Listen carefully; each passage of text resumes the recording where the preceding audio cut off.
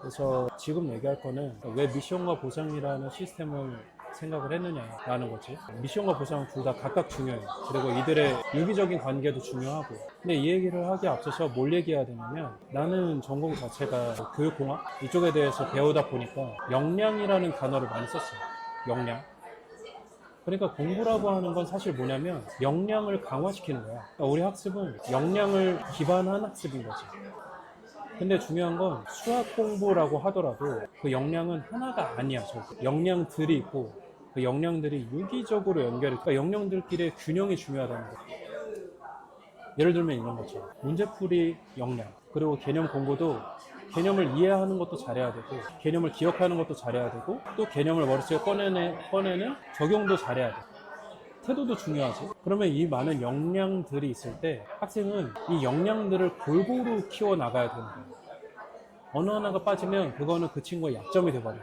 그러니까 잘하는 학생이라고 하면 여러 종류의 학생들이 있지만 내가 생각했을 때 약점이 없는 학생이 잘하는 거예요. 근데 약점이 없으려면 모든 역량을 골고루 키워야 된다는 결론이 나오는 거죠. 자, 그럼 그걸 토대로 생각을 해보면 어떤 역량들을 키워야 될 때 이제 그런 게 있는 거야. 내가 부모라면 자녀한테 시켜야 되잖아. 이거 해, 저거 해. 그러면 자녀는 바로 반발할 수가 있어. 이거 왜 해야 돼?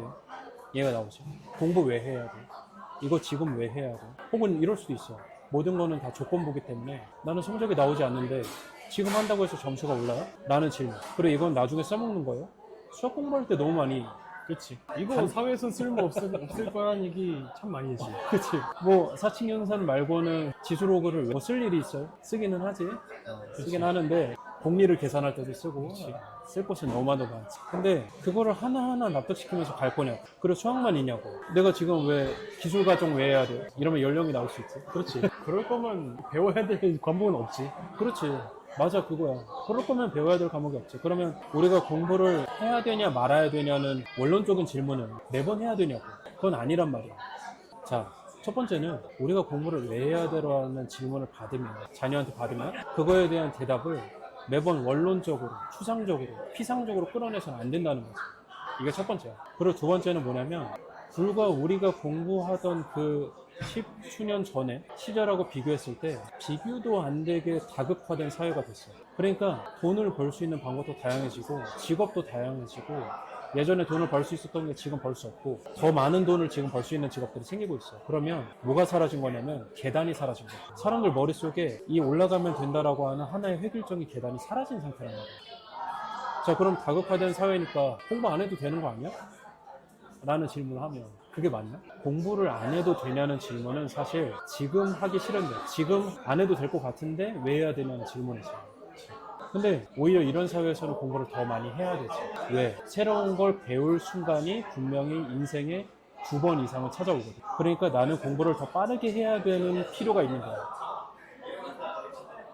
그렇게 생각하면 이 친구가 해야 되는 거는 공부하는 방법을 배워야 돼. 즉 자기 역량을 키워야 되는 방법을 배워야 된단 말이야. 그럼 이렇게 다극화된 사회에서 자기 역량을 키워야 되는 상황이 분명히 올 것이고, 그리고 아까 얘기했던 부모가 자녀에게 매번 공부를 왜 해야 되는지 원론적인 설명을 해야 되는 게 아니라면 우리는 그 미션들에 대해서 뭐를 제공할 것인지를 생각을 해야 된다는 거야. 그게 미션 보상 시스템의 기본 원리인 거야.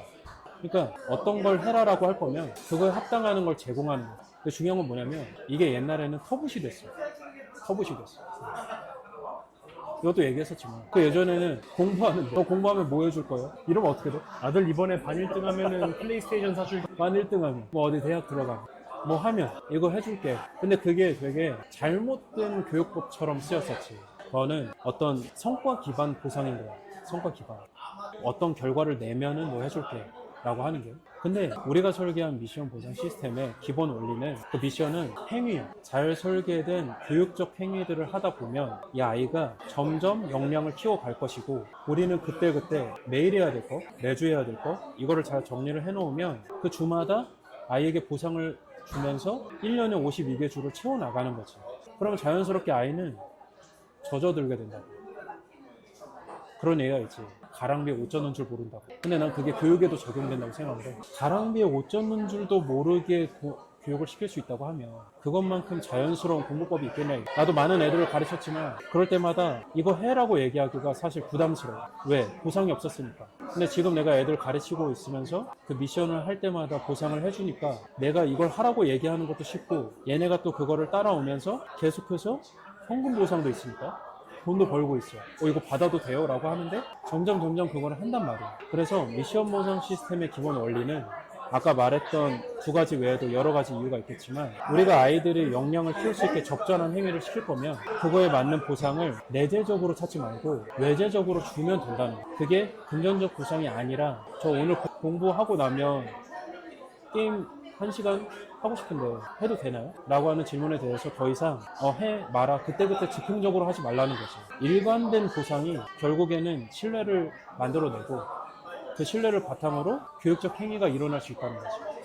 그래서 내가 생각했을 때 미션 보상 시스템이 잘 설계돼 우리가 만들어내고 있는 지금 이런 서비스 같은 거를 하다 보면 자연스럽게 알게 돼.